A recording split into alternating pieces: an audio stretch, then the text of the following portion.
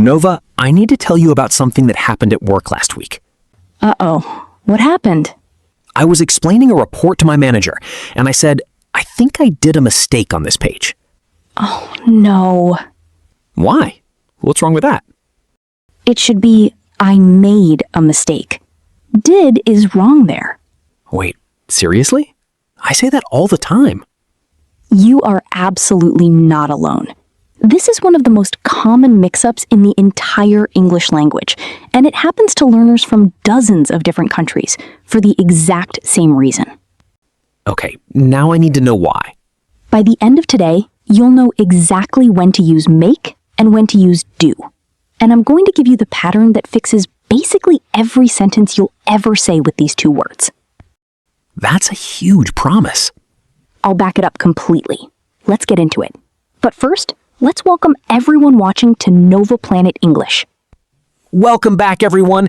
And if you're new here, this is the show where we take real English mistakes, the kind you actually make in real life, and turn them into lessons that stick. I'm Nova. And I'm Leo, apparently still making mistakes at work, even after all these episodes. That's exactly why we keep doing this show. Tell me exactly what happened. So I'm walking my manager through the report, and I get to this one page with an error, and I just say, I think I did a mistake here. Let me fix it. And what happened? Honestly, nothing dramatic. She just said, okay, no problem, and moved on. But I noticed she said made a mistake back to me a second later, kind of naturally, like she was correcting it without even meaning to. That's such a classic sign. People don't stop the conversation to correct you, but they'll often repeat it back the right way without even realizing they're doing it. I completely missed that in the moment. Most people do. And here's the thing. This isn't some random mistake. There's a very specific reason it happens to learners from so many different backgrounds. And once you hear it, it's going to make total sense. Okay, now I'm actually curious what the connection is. So here's the real reason. In a lot of languages, there's only one single verb that covers both ideas, creating something and performing an action. So one word does the job of both make and do? Exactly. In Spanish, it's hacer. In Portuguese, fazer. Your brain learns one flexible word that covers everything, so when you switch to English, it naturally reaches for whichever English word feels closest, and it guesses wrong about half the time.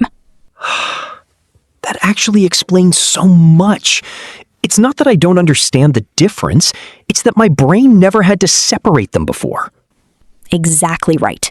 So let's build that separation, properly, right now. Please. Here's the core idea. Make is about creating or producing something, bringing something into existence that wasn't there before. Do is about performing an action or completing a task, the activity itself, not a new physical result. So a mistake is something that gets created. It didn't exist before I made it. Exactly. You made it. It's a result. But homework or a job or a favor, those are activities you're performing, not new objects you're creating. You do them. I did my homework. I made a mistake. Okay, I can feel the difference now. And just like our other episodes, this isn't just about one sentence. There's a whole set of everyday phrases that follow this exact logic. Give me more. Make a decision. You're creating something that didn't exist. A choice. Not do a decision. Never. Next, make a cake. You're producing something physical. Definitely make, not do. Perfect. Now flip it. Do the dishes. That's an activity, a task, not creating anything new. Exactly. Do a favor. Also an action, not a created object. You've basically got the whole system now. And here's why this matters so much.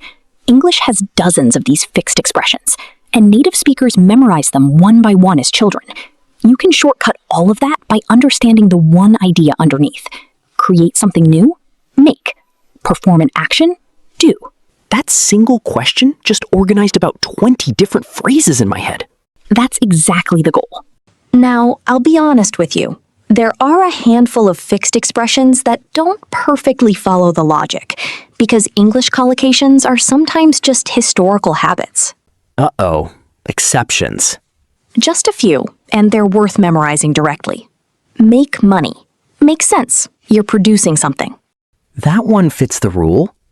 Right. But here's a tricky one. Do business. Wait, shouldn't that be make business? Business feels like something you're creating.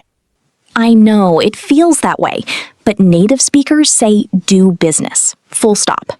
It's just a fixed expression that broke off from the pure logic a long time ago. Okay, so the rule gets me 90% of the way, and then a small list of fixed phrases covers the rest. Exactly right. And that's actually how most of English works. The logic gets you most of the way, and then a short memorized list handles the stubborn exceptions. That's way less overwhelming than I expected. It should be, because now you're not guessing randomly anymore. You have a real system, plus a short list of exceptions to double-check when you're unsure. Let's lock in today's core expressions. First, make a mistake, make a decision, make a cake, make money. All things being created or produced. Got it. The creating side. Then, do your homework, do the dishes, do a favor, do business. Activities and tasks, not new objects. The performing and action side. Exactly. And remember the one exception we just covered. Do business breaks the pure logic, so it's worth memorizing on its own. Make for creation, do for action. And a couple of exceptions to just remember directly. That's the whole system. Let's practice live. I'll describe a situation. You tell me if it's make or do. Ready? Ready. You just baked a cake for a friend's birthday. I made a cake.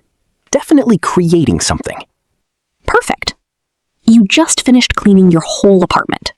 I did the cleaning. An activity, not a created object. Excellent. Trickier one. You just decided which job offer to accept. I made a decision. I'm creating a choice that didn't exist before. Perfect score. And that last one usually trips people up. I feel like this actually clicked this time. Time to test you, and everyone watching. I'll give you a sentence with the wrong word. You fix it. Let's go. Number 1. I did a huge mistake in the email.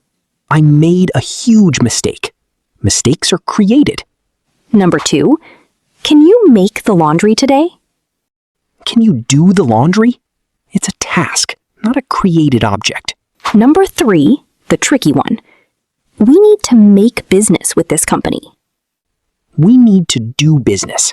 That's the fixed exception. Perfect score, including the exception. Your turn now. Pause the video and write one sentence with make and one with do from your actual day today. Drop them in the comments. And if you get it wrong the first few times, trust me, that's basically every English learner's first year. So today, you didn't just fix one sentence, you learned the underlying logic behind dozens of everyday English expressions, plus the short list of exceptions worth memorizing directly. And I promise, next time, I'll say I made a mistake, assuming I don't make a new one by then. If this episode helped you, subscribe to Nova Planet English and tell us in the comments, which one did you use to mix up more? Make or do? See you next time. Same studio, new mistake to fix. See you in the next episode.